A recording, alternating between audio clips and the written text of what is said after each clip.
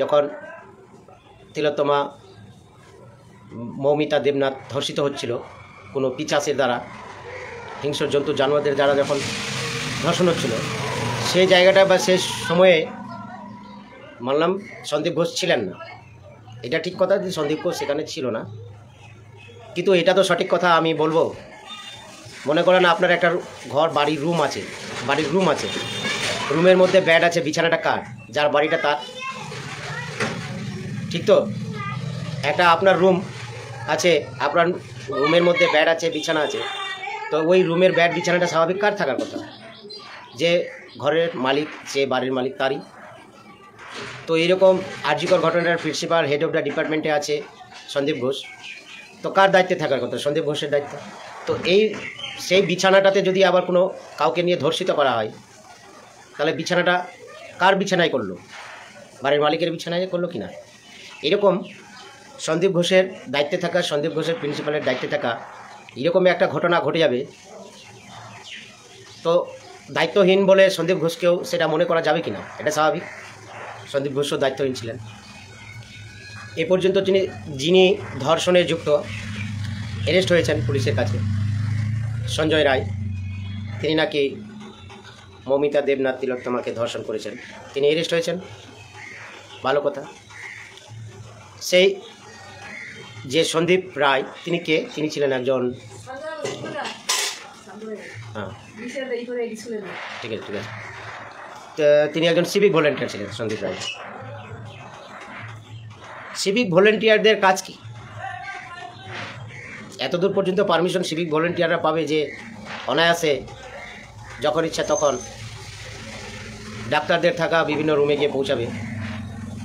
এটা তো শুধু এই সিভিক ভলেন্টিয়ারের কাজ ছিল না।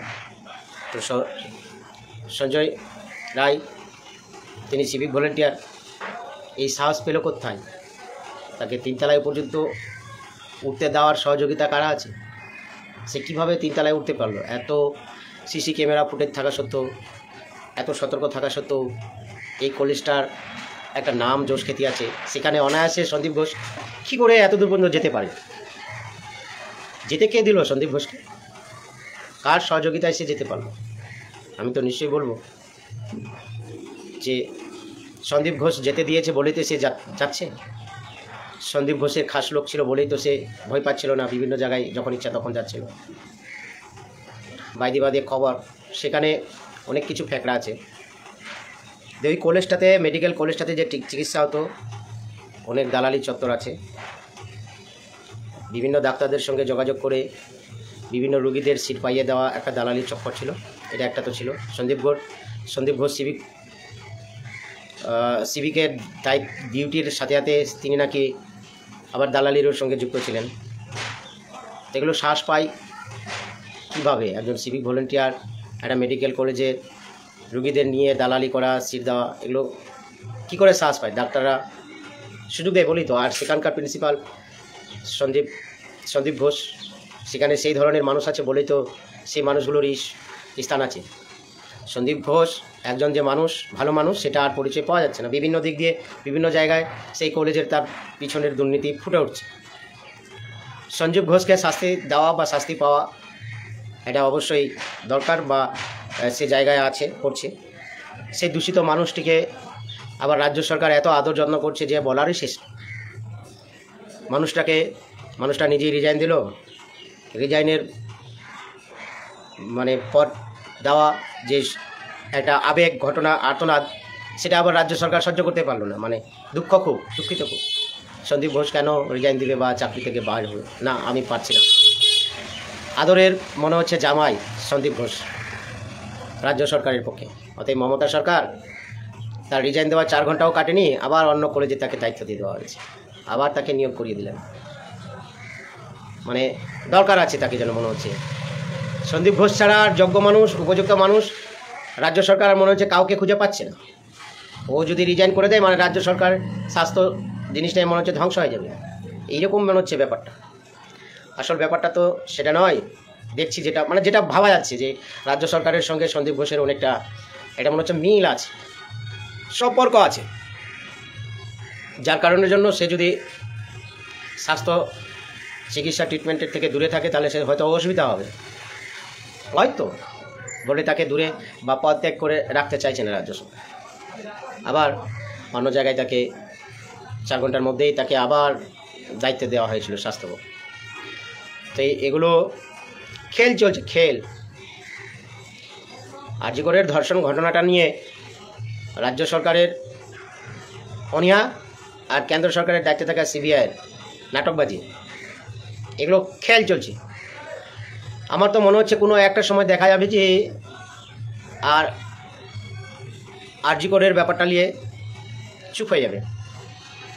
মানে আরজি করের যে একটা ঘটনা ঘটেছে সে ব্যাপারটা আস্তে আস্তে মলিন হয়ে যাবে, সঠিক বিচার পাওয়া যাবে না। এরকম অনেক কেস ঘটেছে, অনেক কেস ঘটার একটা অনেকবার আন্দোলনও হয়েছে এই ধর্ষণ কেসের। পার্ক স্ট্রিট থেকে শুরু করে কামদুনি থেকে শুরু করে এরকমের অনেক আছে ঘটনা, যে ঘটনাগুলো শেষ বিচার পেতে অনেক সময় লেগেছে। অনেকের বিচার পায়, অনেকে পায় না।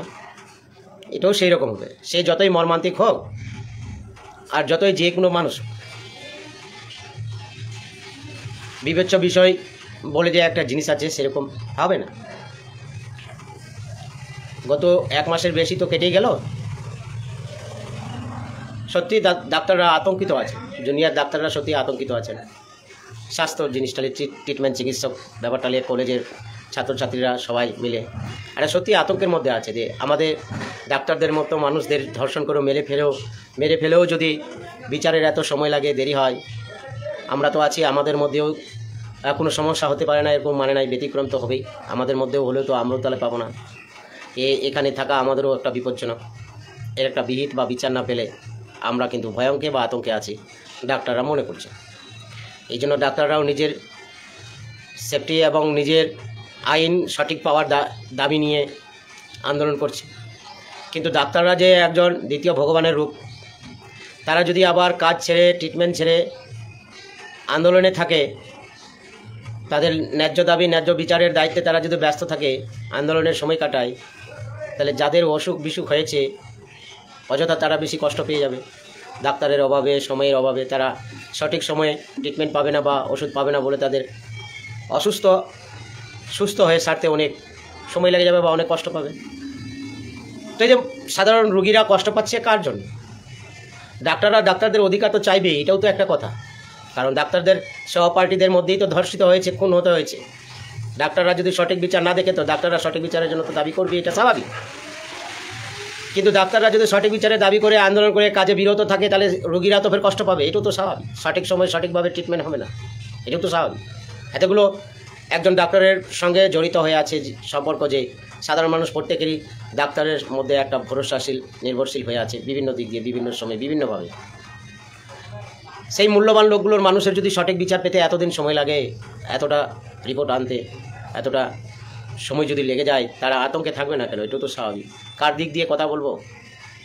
ডাক্তারদের কাজে বিরতি দিয়ে আন্দোলনে থাকতে বলবো না নিষেধ করব? তাদের অধিকার সঠিক বিচার পাইয়ে দেওয়ার কথা বলবো না তাদের ডিউটিতে কাজে ব্যস্ত থাকার কথা বলবো? কোন দিকে বলবো? এ রাজনৈতিক নাটকবাজি, অরাজনৈতিক রাজ্যটার মধ্যে থেকে কি মতামত দিব, কি আলোচনা করব, কি প্রস্তাব দিব, একে অপরের কি আলোচনায় কি ভাবভঙ্গি নিয়ে আসবো, কোনটা সঠিক কথা বলবো, কোনটা কথা বললে বেঠিক হবে, এই রাজ্যে বুঝে উঠতে পারছি না কোন দিকে গেছে এই রাজ্যের খেল। বিশেষ করে স্বাস্থ্য, শিক্ষা থেকে শুরু করে অনেক কিছু দুর্নীতিতে ভর্তি। ফিল্ম জগতেও হয়তো এতটা সাজিয়ে গুজিয়ে আর্তনাদ, ব্যথা, যন্ত্রণা, ইমোশনাল করতে পারে না রাইটাররা। এখানে রাজনৈতিক দলরা যা করছে, এই রাজ্যে যা হচ্ছে, এই রাজ্যে যত কষ্ট, ব্যথা, যন্ত্রণা, মর্মান্তিক দুর্ঘটনার বিভিন্ন দিক দিয়ে যে একটা রূপ দেখা যাচ্ছে, তাতে সঠিক ভাবভঙ্গি দেখা যাচ্ছে। আমি তো যতটুকু আমার মনের আবেগে আসলো আমি আরজিকর অমানবিক ধর্ষণের সম্পর্কে বললাম। আপনারা যারা দেখছেন, রফিকুল ইসলাম ভাই দেখছেন, মিনাজউদ্দিন, শফিকুল ইসলাম, এরও আরও অনেকে দেখছেন, রানিং দেখছেন।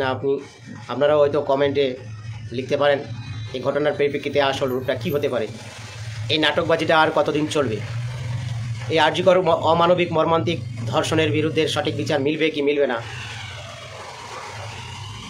সেই দিকটাতে আমি চাইছি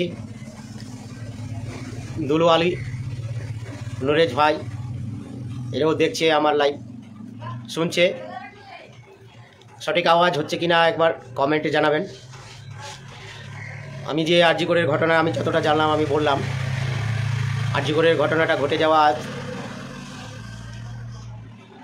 প্রায় 1 মাস 2 দিন গত হয়ে গেল, কেন কিন্তু এখনো পর্যন্ত ভালো রিপোর্ট, ভালো সঠিক পাওয়া যায়নি। খুব ব্যথা, খুব যন্ত্রণা। এই আরজিকর ঘটনাটি আমি জীবিত থাকা অবস্থায় দেখে গেলাম, একটা ইতিহাস দেখে গেলাম। এই ঘটনাটার একটা ইতিহাস অনেক রাইটাররা, অনেক লেখকরা লিখে ফেলেছেন, অনেকে কবিতাও লিখে ফেলেছেন। এই কবিতাগুলো আমাদের নাতিপোতারা দেখবে। এই সালের এই সময়ে আরজিকরে একটা ঘটনা ঘটেছিল। আর.জি. কার মেডিকেল কলেজ, আর.জি. কার এর ফুল ফর্ম হচ্ছে রাধা গোবিন্দ কার নামে একজন মানুষ ছিলেন, তিনি ডাক্তার ছিলেন। তার ডাক্তারি টাকায় এই কলেজটা তৈরি হয়নি। যখন কলেজটা ইনকমপ্লিট থাকতেন তিনি নিজে ভিক্ষা চেয়ে রাস্তায় ভিক্ষা চাইতেন, বিয়ে বাড়ির দরজায় থাকতো, বিভিন্ন জায়গায় থেকে ভিক্ষা করেছিলেন রাধা গোবিন্দকর। বিয়ে বাড়ির দরজায় থেকে ভিক্ষা করেছিলেন রাধা গোবিন্দকর এবং বলতেন যে কিছু যা আছে সামর্থ্য আপনারা ভিক্ষা দিন, আমি একটা হসপিটাল তৈরি করব। এভাবে তৈরি করেছিলেন রাধা গোবিন্দকর। তার সমস্ত সম্পত্তি, শুধু শুয়ে থাকা নিজের বাড়িটা বাদে বাকি সব সম্পত্তি এই হসপিটালের নাম করে দিয়ে গেছেন। সেইখানে তখন ছিল ইংরেজদের আমলে তৈরি করা এই আরজিকর কলেজটি। এই আরজিকর কলেজটি আজকে আরজিকর হসপিটালটি আজকে আরজিকর কলেজ এবং বিশ্বের একটা সুনাম খ্যাতিধন্য কলেজ। সেই কলেজে একটা এইরকম মর্মান্তিক ঘটনা ঘটে যাবে, এটাই মর্মান্তিক অবশ্যই বলবো। এর পরবর্তীতে আমি পরে আবার আরজিকর অমানবিক ধর্ষণের সম্পর্কে আলোচনায় লাইভে আসবো। আজকে এই পর্যন্ত। মতামত আপনারা কমেন্টে লিখতে পারেন এবং আরজিকর সম্পর্কে আরও কি জানতে চাইলে আপনারা হয়তো কমেন্টে লিখতে পারেন। আমি যতদূর জানি বলবো। ধন্যবাদ।